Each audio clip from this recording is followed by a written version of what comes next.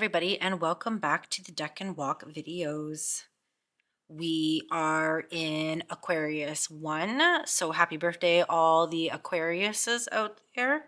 And these are the cards from the last deck, and that happened. So this is from Capricorn 3, which just finished, right?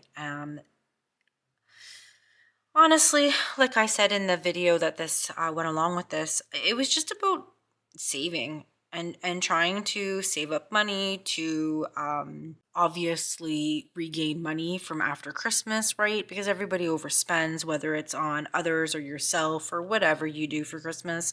Um, Definitely just saving, and that's pretty much all this brought forward for me.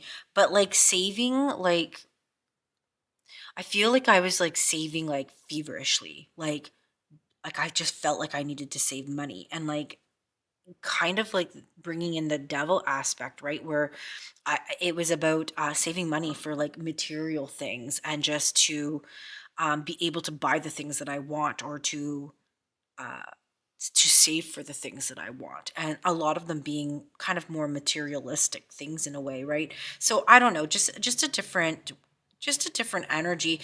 Um Definitely gave me a new, not a new, but kind of a fresh understanding of the Four of Pentacles. I always saw it as that kind of energy, but it just brought some layers to things that I was like, okay, like I don't know, like this whole entire deck and walk, it just sheds a little bit more light and allows you to have a little bit more of a deeper understanding of these cards, right? Obviously, I've already changed these top cards.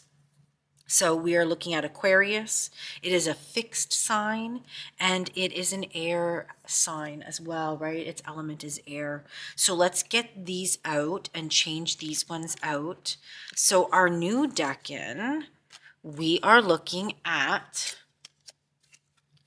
the Five of Swords with the Empress and the Star, which is really interesting because I would have never paired the Empress and the Star, or even thought of any connection of these two cards with the Five of Swords. So that to me is a really interesting combination. Really strange to me. And our planetary is Venus. And our Hermetic Tarot, this is what these cards look like in the Hermetic Tarot. And then these ones over here aren't changing. All right, so we've got our Aquarius information. Let's read into that. Spend a little bit of time learning about Aquarius. So Aquarius is this, obviously, like I said, an air element. It's a fixed modality. This innovative inventor revolutionizes with every step. Originality and freedom are essential to this genius of the stars. Restrict Aquarius and you doom it to exile or boredom. Its collective consciousness creates forward movement. So that is what we get for Aquarius. We know what the fixed means, but we'll mention it just in case to refresh our minds, if I can find it. Okay, so our fixed signs are Taurus, Leo, Scorpio, and Aquarius. Fixed signs mark the middle of each season. Taurus is full blossoming spring, Leo is the height of the summer, Scorpio is the turning of autumn leaves, and Aquarius the cold of winter. And no kidding, because today is literally in -13 in Celsius, which is 9 degrees in Fahrenheit. It is bitterly cold outside today. And it's supposed to be for a couple days moving forward. This gives these signs endurance, perseverance, and dedication. Yeah, no kidding, right? And then we'll look up air. My female cat is beside me making weird noises. I don't know if it'll pick up, but she's vocal and she has a lot to say. Air symbolizes the intellect. It is the realm of ideas and communication. It seeks to learn and share information. Intelligence, articulation, and curiosities are the qualities of air. It is mentally active and energetic. And our signs are Gemini, Libra, and Aquarius. All right, so that gives us a little bit of idea onto what's going on. While I have it in my hand, let's look at Venus. All right, Venus is the planet of love and beauty. Harmony and balance are its attributes. Pleasure, bounty, sensuality, and the arts are within its realm. It seeks connection with others and supportive relationships, which is really weird because that is the complete opposite energy of the Five of Swords. I think that's so weird. This is kind of a puzzling card layout to me. This one's like, how is the Five of Swords connected to the star, the Empress, and then we have that planetary Venus energy coming in? Like, I feel like the Five of Swords energy does kind of align with the Aquarius energy, at least the Aquariuses that I've known in my life. They were very much like their way or no way. So, I mean, obviously there's far more planetary influences in people's charts than just their sun sign. However, that's kind of been my experiences with Aquariuses have been very much like, well, this is what I want to do and I'm doing it. So, but yeah, I don't know. So I guess we'll just get into the book and start understanding this and maybe reading into this a little bit more because I'm finding this very puzzling. And I'm not really sure how I feel about this. Like, I don't know how, like, that Five of Swords is that bullying energy. It's that winning at all costs. And I don't feel like I've had that energy present at this point. So it'll be interesting to see how this comes through.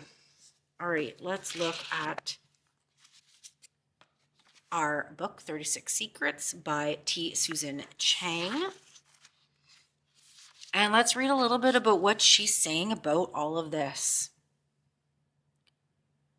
So her chapter is called Winners and Losers.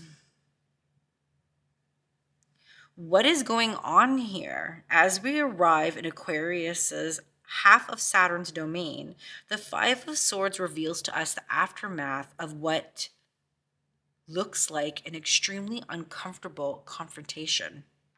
Someone has won, but at what price? Behind him, his foes stand stunned, calculating, or grieving like victims of a mugging. Now what will they do? Hurt feelings radiate from the scene as if carried by a cold and shifting wind. The winner's smirk suggests that in the thrill of victory, he has yet to comprehend the grave loss of goodwill he has incurred. It's what I call the card of winners and losers. Whatever game we play, someone must win and someone must lose, and we all have feelings about that. The major arcana associated with the Five of Swords are the Empress and the Star. So the Empress is your Venus card and the Star is the Aquarius connection. Both are faces of the goddess, faces many of us associate with fertility and hope, creativity and peace. None of that seems to be much in evidence in the Five of Swords. Why? Where is Venus in this? In assigning this card to this Decan, the Golden Dawn grappled with this question too. Their answer was this: it all comes down to being a five. Fives, as we know, are notoriously difficult in tarot. So if you go by Golden Dawn's calculations, they've connected it into Mars on the Tree of Life, and the Five of Swords equals conflict in relationships. Crowley put it in another way.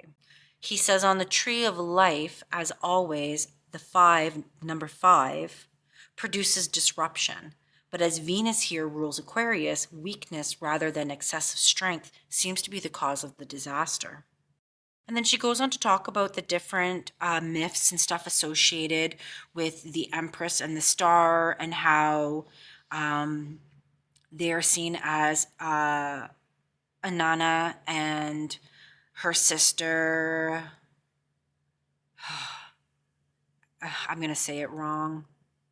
And I know it and I've seen it and I should know the word, but it's not sticking in my brain at this moment. I think it's Ishingale. I think I might be saying that wrong, but if I am, I'm sorry. And it talks about how they had this sibling rivalry and insecurity that connected and happened between them and caused a bunch of competition between them. The thing in this is as much as Venus is a goddess of attraction and pleasure, the myths reveal that she also exhibits jealousy, insecurity, and a craving for what belongs to another. So we're looking at kind of more of the negative aspects of the Empress and Venus, right? That wanting of what others have and that jealousy that can happen, right? And then she goes on to talk about as Venus, the Emperor attracts, draws near, makes intimate, and look at her world so carefully tended, right? Everything on that card just looks so perfect and cultivated. Within the shelter of the trees, she has made a little paradise with running water, cultivated grain, a soft and cushy place to sit. And she shelters the new life within her, right? In this card, she doesn't look pregnant, but in most cards, we know the Empress always looks pregnant, right? Each layer is an invitation to approach. It's safe, warm, and comfortable here. Why would you ever want to leave? As Aquarius, the star is remote. Its ruler Saturn was the planet traditionally farthest from the beating heart of the known. If Saturn is the wall builder, his sign of Capricorn designates the kingdom within the walls. His sign of Aquarius, the cold outer space beyond it. Here, excommunicated, unique, and untethered, we are free to look back upon the civilization we left behind and imagine what a better world might look like. We are free to think outside the box. In fact, we have no choice but to, because there's no going back inside of it. One face of the goddess is a sweet refuge of the familiar, and one face of the goddess is the allure of the possibilities. One offers comfort, one offers hope. The Five of Swords concerns itself with both, forsaking the familiar and striking out for the new lands in the name of its game, risk. The definition of risk, abandoning comfort and embracing hope. And while both native country and promised land each endures themselves to us in different ways, the passage between them is fought with peril. And then she goes on to talk about, which I thought was really interesting, the waters and the way the sky looks. So she talks about how the waters in the Empress card is the waterfall that starts and then it becomes turbulent like it is in the Five of Swords and then ends up in that pooling, calm, like pond like reservoir as in the Five of Swords, right? And she talks about how that very much indicates the energy of these cards. And it stands for a long, dangerous journey, leaving everything behind, going down the waterfall, through the turbulence waters and the turbulence things, and ending up to where you're in a new area of hope and possibilities. And then she also talks about this chaotic sky in the Five of Swords. Those scratched, rough gray forms aloft are Smith's approximation of stratus fractus, the cloud formations of brightly brutal windy days and choppy seas. The kind of conditions northerners experience in late January, 100%. Like we have clouds like that outside today, right? So very much a January cloud that we see. Only one other card in the entire Waite-Smith deck shows these type of cards, and that is in the Knight of Swords. There is no coincidence that the Five of Swords is the central decan of the Knight of Swords, which we have going on over here, right? So like, look at, we've got that same cloud formation happening, which is really interesting, right? Otherwise known as Heir of Air. From the Five of Swords, Lord of Defeat, the knight draws his combative nature, his verbal sparring, and the fact that he's a motor mouth, right? So 100%, we're getting that same, like this is like him going into combat and this is the result where like he just, beat everybody, right? And not necessarily fairly either. And then she goes to talk about how the Five of Swords has showed up in her everyday life. What does the Five of Swords look like in real life? For those of us who are not taking big risks or pursuing impossible dreams, it looks extremely uncomfortable. I primarily experience this as a pain of comparison. X is so successful. Y's house is so clean. Everybody else's shit is so incredibly together. It's the classic judging your insides by someone else's outsides. Thanks to social media, practically everyone now dances the Five of Swords dance on a daily basis. On the Five of Sword days, she's dealt with insecurities, shame, fear, the losing of relevance, the pressure of expectations, the awareness of privilege, the sense of failure, seeking financial aid, negotiating cultural appropriationness. So she also says the Five of Swords seems to be, when it shows up, it's to underscore for me those rivals among women mentioned earlier. So she talks about how, like, it's like women bickering and wanting the things that others have and blah, blah, blah, blah, blah. Particularly, or in particular, challenges faced by women breaking grounds in their fields or risking behavior or impossible dreams pursued. The Five of Swords may not be easy to live through, but is fertile ground for story. So she likes to use her keyword for the 5 cards to be imbalance. So she says, like, Five of Wands, imbalance of ambitions and drives. The Five of Cups is an imbalance of emotions. The Five of Swords is an imbalance of thoughts and conflicts. And the Five of Pentacles, an imbalance of material resources. So she likes to say that, the energy that goes with the fives is in balance, which I think is an excellent way, like, to look at those things, right? I like when she does that. It gives you kind of a better understanding of these cards.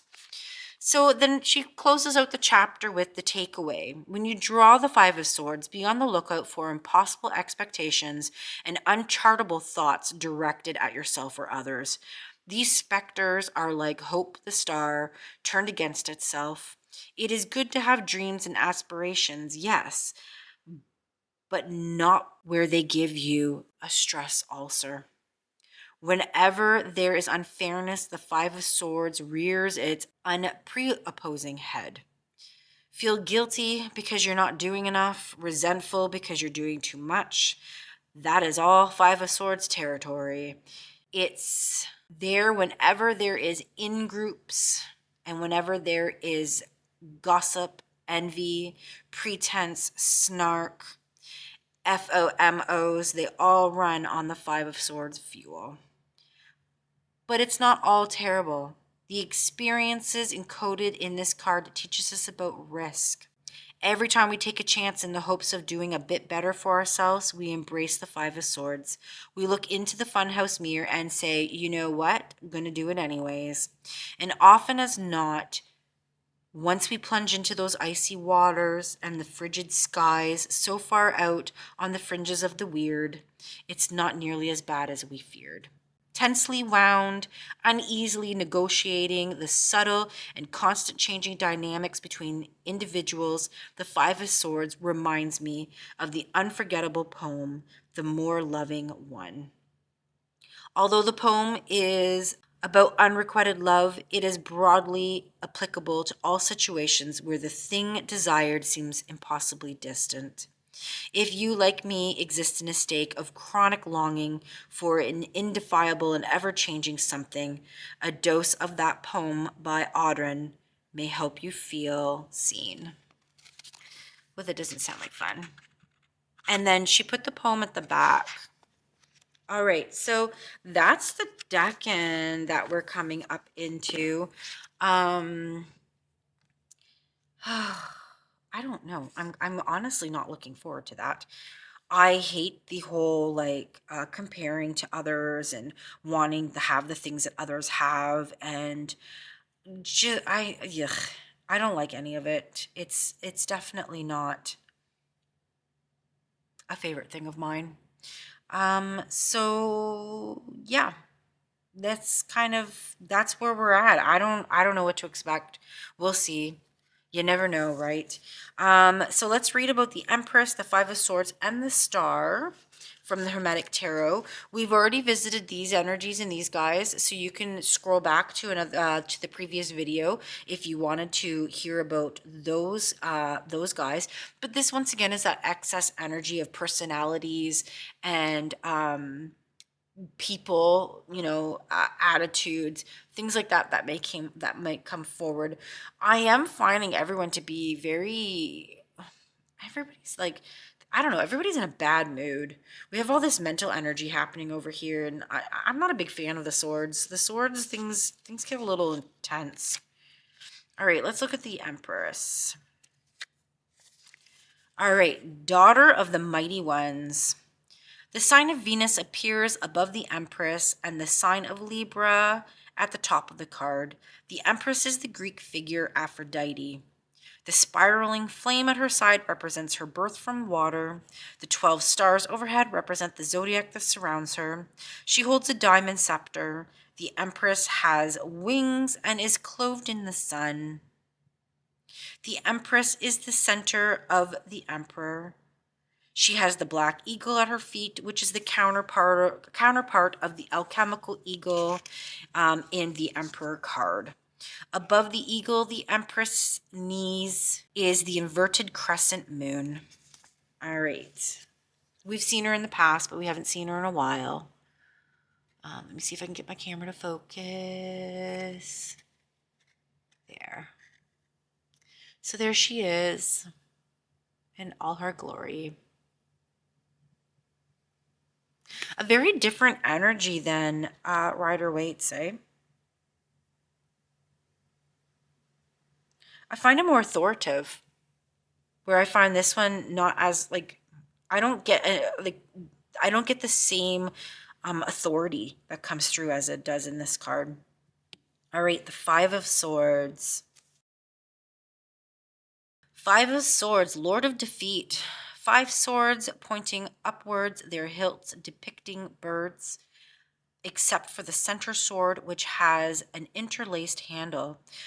On the swords from left to right, the swan, the dove, pertaining to Venus, the pheasant and hawk to Aquarius. In the center, the image of the man relates to Aquarius. The petals of the rose, which is in the Four of Swords, has been reinstated, are now torn and falling. The pointed rays are broken and dispersed. Above and below are seen the symbols of Venus and Aquarius. All right. Oh, yeah. Okay. If I can get it. There we go. So we got the four different bird heads on the bottom of the swords as the hilt. Then this hilt is different, but we have the face of the, I think they said that related to Aquarius. And then we've got that rose that's been, it looks like it's been stabbed.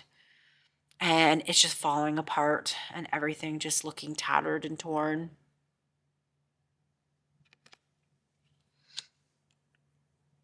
And then we look at the star. All right, the star, the daughter of the firmament. The 7 pointed stars of Venus surround in turn by 7 more stars, each also bearing 7 points, shines above the waters of Aquarius. The smaller stars appear as symbols for the sacred planets. Each sephra of the tree of life appears in the form of a black and white quartered disc representing day and night hours. From these, one can select the most suitable time for completion of the work. The dove of Hermes hovers effortlessly above the tree of knowledge, giving promise of ultimate attainment. In front of the dove is a mathematical conception of the shape of the universe. The woman pours ethereal waters from the golden cup, and the immortal liquor of life from the silver cup. Very interesting. Wow. The girl's face is like really messed up in this. I would have thought that they would have done a little bit more detail, but apparently not. She looks kind of messed up. Like she's been drinking that liqueur coming from that jug, right?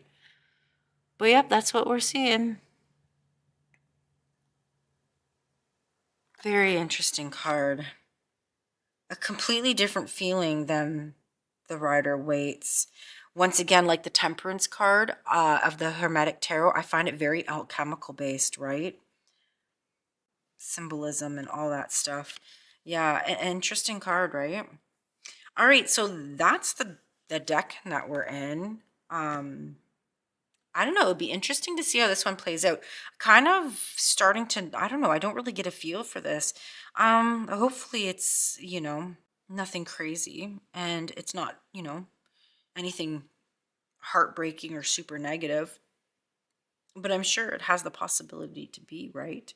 So thanks for watching. Hopefully this Decan is good for you. I don't have any ideas on how this is coming through for me, so we'll see on the next video how this came forward for me. Our next video, speaking of our next video,